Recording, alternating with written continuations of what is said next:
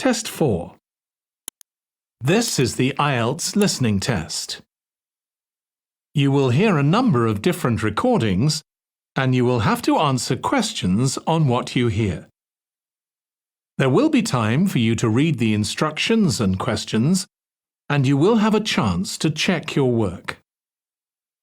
All the recordings will be played once only. The test is in 4 parts. At the end of the test, you will be given 10 minutes to transfer your answers to the answer sheet. Now turn to Part 1.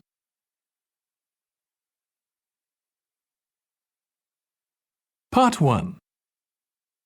You will hear a representative from a train company talking to a woman about her train journey.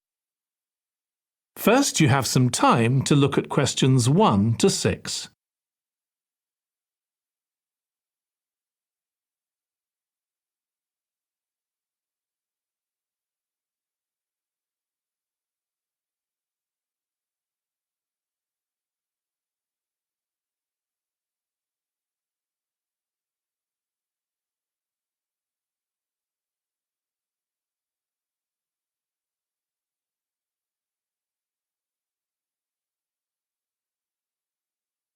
Now listen carefully and answer questions 1 to 6. Hello, do you mind if I ask you some questions about your journey today? We're doing a customer satisfaction survey. Yes, OK. I've got about 10 minutes before my train home leaves. I'm on a day trip. Great, thank you. So, first of all, could you tell me your name? It's Sophie Bird. Thank you. And would you mind telling me what you do? I'm a journalist. Oh, really? That must be interesting. Yes, it is. So, was the reason for your visit here today work? Actually, it's my day off. I came here to do some shopping. Oh, right. But I do sometimes come here for work. OK. Now, I'd like to ask some questions about your journey today, if that's OK. Yes, no problem. Right. So, can you tell me which station you're travelling back to? Staunfirth, where I live. Can I just check the spelling? Staunfirth?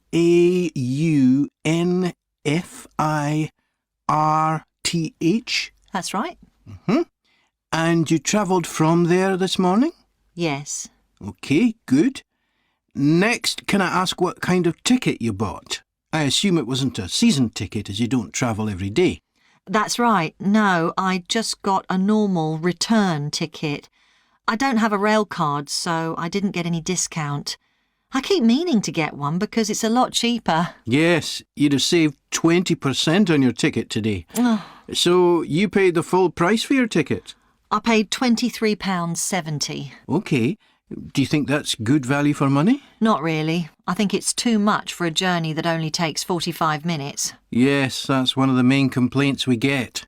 So you didn't buy your ticket in advance? No. I know it's cheaper if you buy a week in advance, but I didn't know I was coming then. I know. You can't always plan ahead. So, did you buy it this morning? No, it was yesterday. Right. And do you usually buy your tickets at the station?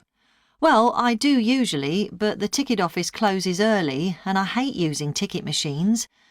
I think ticket offices should be open for longer hours. There's always a queue for the machines and they're often out of order. A lot of customers are saying the same thing.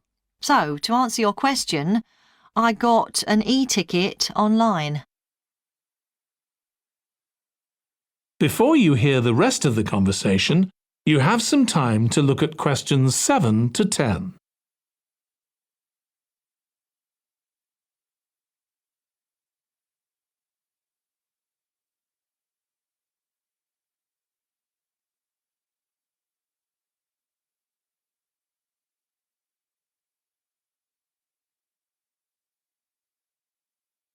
Now listen and answer questions 7 to 10. OK, thank you. Now I'd like to ask you about your satisfaction with your journey. So what would you say you were most satisfied with today? Well, I like the Wi-Fi on the train. It's improved a lot. It makes it easier for me to work if I want to. That's the first time today anyone's mentioned that. Oh. It's good to get some positive feedback on that. Mm. And is there anything you weren't satisfied with? Well, normally the trains run on time and are pretty reliable, but today there was a delay. The train was about 15 minutes behind schedule. OK, I'll put that down. Now, I'd also like to ask about the facilities at the station. You've probably noticed that the whole station's been upgraded. What are you most satisfied with? I think the best thing is that they've improved the amount of information about train times, etc., that's given to passengers. It's much clearer. Before, there was only one board and I couldn't always see it properly, which was frustrating. That's good. And is there anything you're not satisfied with? Let's see. I think things have generally improved a lot.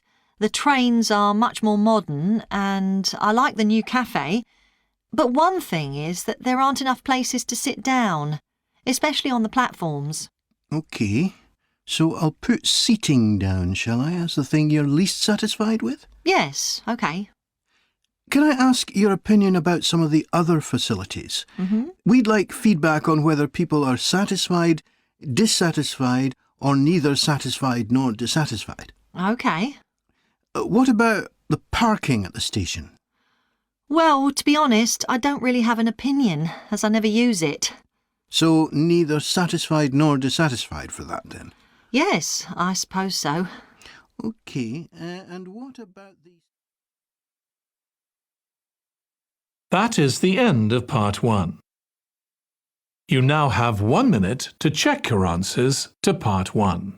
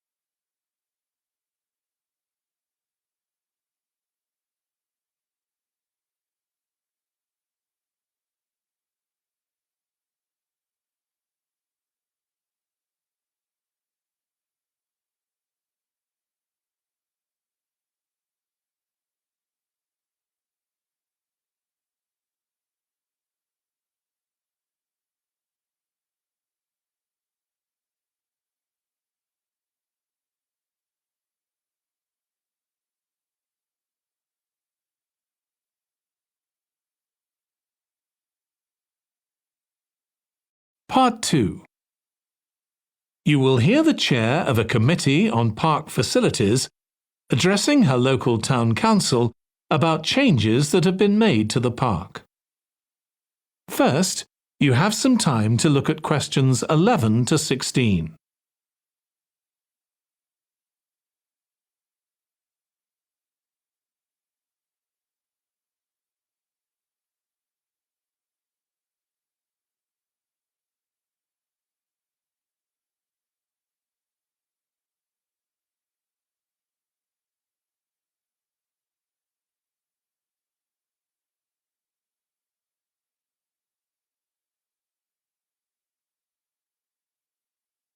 Now listen carefully and answer questions 11 to 16. As chair of the Town Council Subcommittee on Park Facilities, I'd like to bring you up to date on some of the changes that have been made recently to the Croft Valley Park. So if you could just take a look at the map I handed out, let's begin with a general overview. So, the basic arrangement of the park hasn't changed. It still has 2 gates, north and south, and a lake in the middle. The cafe continues to serve an assortment of drinks and snacks, and is still in the same place, looking out over the lake and next to the old museum. We're hoping to change the location of the toilets and bring them nearer to the centre of the park, as they're a bit out of the way at present, near the adventure playground, in the corner of your map. The formal gardens have been replanted and should be at their best in a month or 2.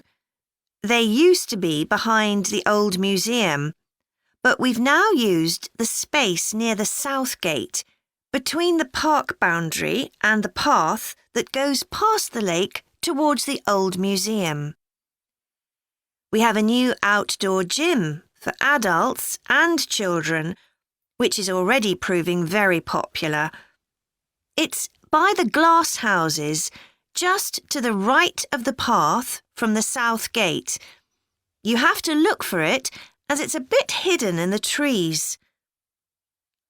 One very successful introduction has been our skateboard ramp. It's in constant use during the evenings and holidays. It's near the old museum, at the end of a little path that leads off from the main path between the lake and the museum.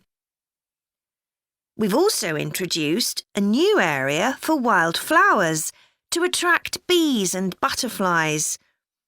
It's on a bend in the path that goes round the east side of the lake, just south of the adventure playground.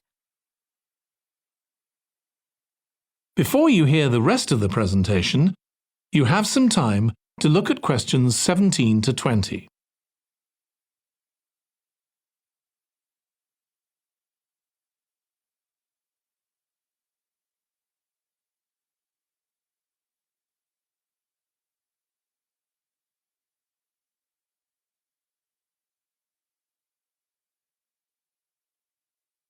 Now listen and answer questions 17 to 20. Now, let me tell you a bit more about some of the changes to Croft Valley Park. One of our most exciting developments has been the adventure playground. We were aware that we had nowhere for children to let off steam and decided to use our available funds to set up a completely new facility in a large space to the north of the park. It's open year-round, though it closes early in the winter months, and entrance is completely free. Children can choose whatever activities they want to do, irrespective of their age. But we do ask adults not to leave them on their own there. There are plenty of seats where parents can relax and keep an eye on their children at the same time. Lastly, the glass houses. A huge amount of work has been done on them to repair the damage following the disastrous fire that recently destroyed their western side. Over £80,000 was spent on replacing the glass walls and the metal supports, as well as the plants that had been destroyed, although, unfortunately, the collection of tropical palm trees has proved too expensive to replace up to now. At present, the glass houses are open from 10 a.m. to 3 p.m. Mondays to Thursdays, and it's hoped to extend this to the weekends soon. We're grateful to all those who helped us by contributing their time and money to this achievement. The gardens have really been a...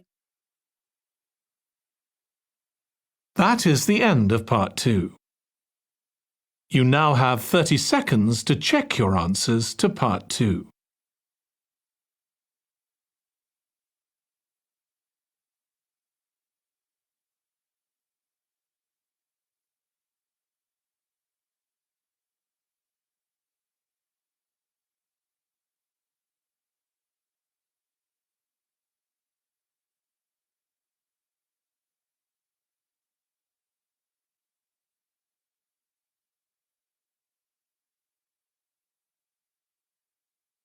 Part 3.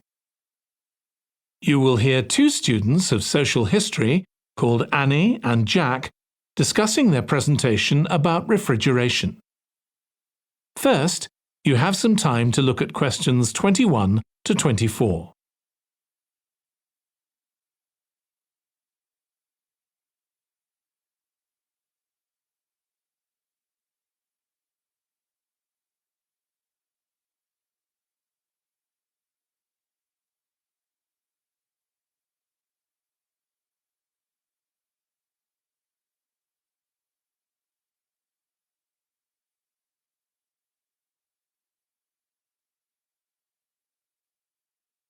Now listen carefully and answer questions 21 to 24. OK, Jack. Before we plan our presentation about refrigeration, let's discuss what we've discovered so far. Fine, Annie, though I have to admit I haven't done much research yet. Nor me. But I found an interesting article about ice houses. I'd seen some 18th and 19th century ones here in the UK, so I knew they were often built in a shady area or underground, close to lakes that might freeze in the winter.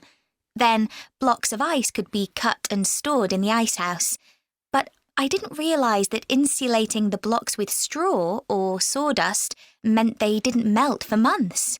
The ancient Romans had refrigeration too. I didn't know that. Yes, pits were dug in the ground and snow was imported from the mountains, even though they were at quite a distance. The snow was stored in the pits. Ice formed at the bottom of it. Both the ice and the snow were then sold. The ice cost more than the snow, and my guess is that only the wealthy members of society could afford it. I wouldn't be surprised. I also came across an article about modern domestic fridges. Several different technologies are used, but they were too complex for me to understand. You have to wonder what happens when people get rid of old ones. You mean because the gases in them are harmful for the environment? Exactly. At least there are now plenty of organisations that will recycle most of the components safely. But of course, some people just dump old fridges in the countryside. It's hard to see how they can be stopped, unfortunately. In the UK, we get rid of 3 million a year altogether. That sounds a lot, especially because fridges hardly ever break down. That's right. In this country, we keep domestic fridges for 11 years on average, and a lot lasts for 20 or more. So if you divide the cost by the number of years you can use a fridge, they're not expensive, compared with some household appliances. True. I suppose manufacturers encourage people to spend more by making them different colours and designs. I'm sure when my parents bought their first fridge, they had hardly any choice. Yes, there's been quite a change. Before you hear the rest of the discussion, you have some time to look at questions 25 to 30.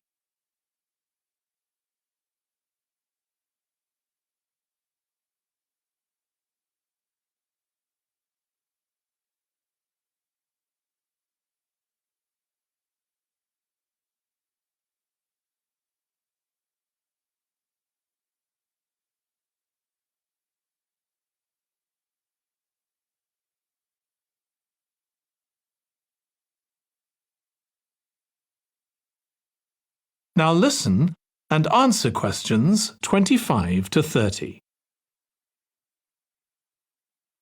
Right, let's make a list of topics to cover in our presentation and decide who's going to do more research on them. Then later we can get together and plan the next step. OK. How about starting with how useful refrigeration is and the range of goods that are refrigerated nowadays? Because, of course, it's not just food and drinks. No, I suppose flowers and medicines are refrigerated too. And computers. I could do that, unless you particularly want to. No, that's fine by me. What about the effects of refrigeration on people's health? After all, some of the chemicals used in the 19th century were pretty harmful, but there have been lots of benefits too, like always having access to fresh food. Do you fancy dealing with that? I'm not terribly keen, to be honest. Nor me.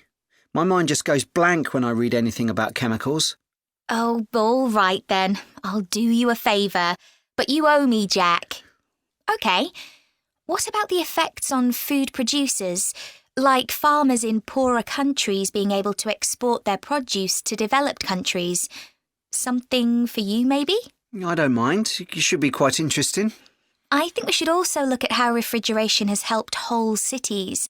Like Las Vegas, which couldn't exist without refrigeration because it's in the middle of a desert. Right. I had a quick look at an economics book in the library that's got a chapter about this sort of thing. I could give you the title if you want to do this section. Not particularly, to be honest. I find economics books pretty heavy going as a rule. OK, leave it to me then. Thanks. Then there's transport and the difference that refrigerated trucks have made. I wouldn't mind having a go at that. Don't forget trains too. I read something about milk and butter being transported in refrigerated railroad cars in the USA right back in the 1840s. I hadn't thought of trains. Thanks. Shall we have a separate section on domestic fridges? After all, they're something everyone's familiar with. What about splitting it into two? You could investigate 19th and 20th century fridges, and I'll concentrate on what's available these days, and how manufacturers differentiate their products from those of their competitors. OK, that'd suit me. That is the end of part 3. You now have 30 seconds to check your answers to part 3.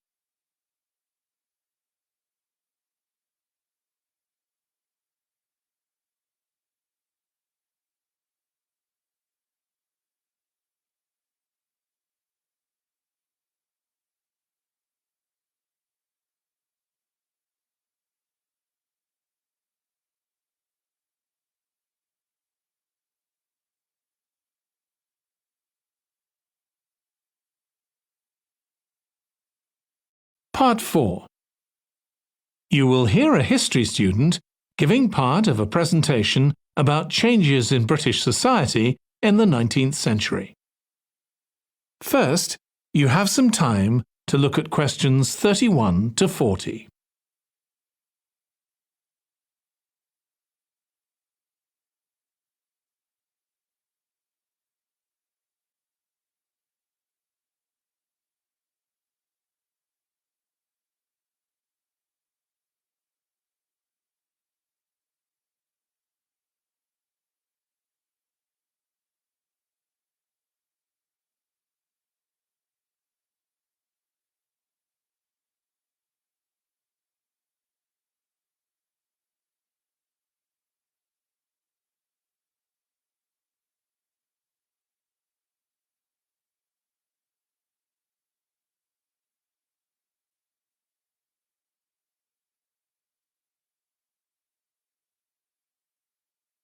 Now listen carefully and answer questions 31 to 40. Hi everyone. In this session, I'll be presenting my research about the social history of Britain during the Industrial Revolution. I particularly looked at how ordinary lives were affected by changes that happened at that time. This was a time that saw the beginning of a new phenomenon, consumerism, where buying and selling goods became a major part of ordinary people's lives. In fact, it was in the 19th century that the quantity and quality of people's possessions was used as an indication of the wealth of the country. Before this, the vast majority of people had very few possessions, but all that was changed by the Industrial Revolution. This was the era from the mid-18th to the late 19th century, when improvements in how goods were made, as well as in technology, triggered massive social changes that transformed life for just about everybody in several key areas. First, let's look at manufacturing. When it comes to manufacturing, we tend to think of the Industrial Revolution in images of steam engines and coal. And it's true that the Industrial Revolution couldn't have taken place at all if it weren't for these new sources of power. They marked an important shift away from the traditional watermills and windmills that had dominated before this. The most advanced industry for much of the 19th century was textiles. This meant that fashionable fabrics and lace and ribbons were made available to everyone. Before the Industrial Revolution, most people made goods to sell in small workshops, often in their own homes. But enormous new machines were now being created that could produce the goods faster and on a larger scale, and these required a lot more space. So large factories were built, replacing the workshops and forcing workers to travel to work. In fact, large numbers of people migrated from villages into towns as a result.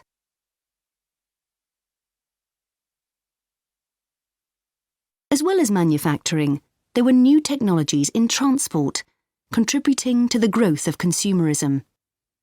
The horse-drawn stagecoaches and carts of the 18th century which carried very few people and goods and travelled slowly along poorly surfaced roads, were gradually replaced by the numerous canals that were constructed.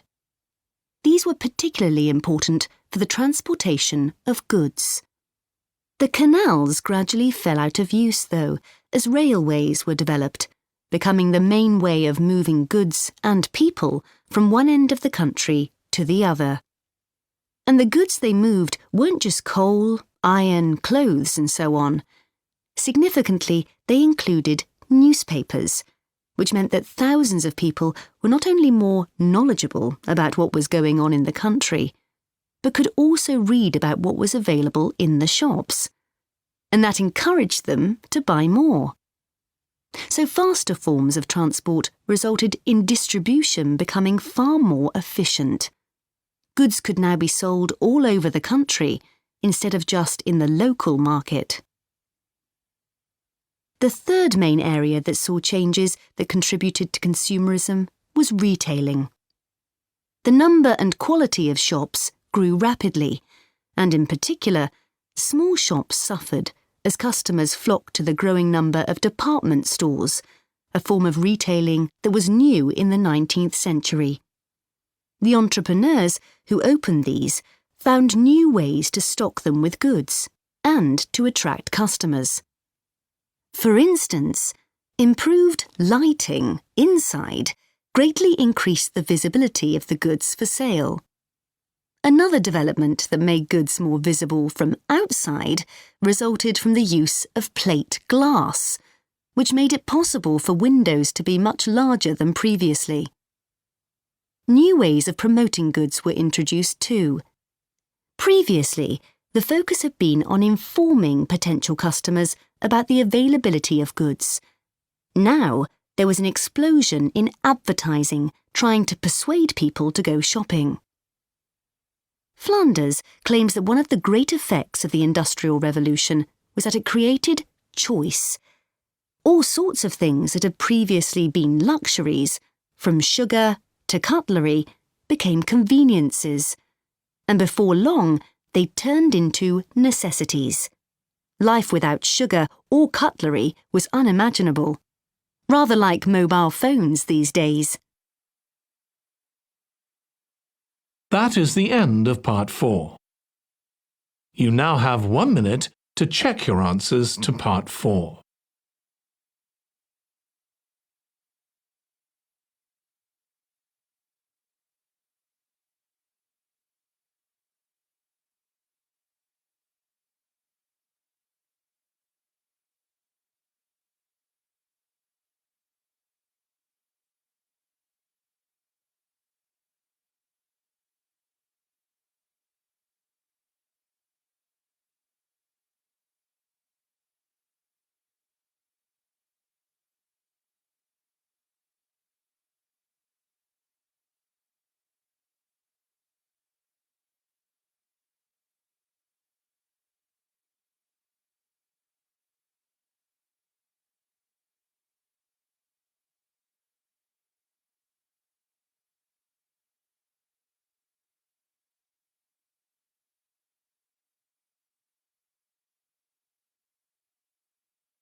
That is the end of the listening test.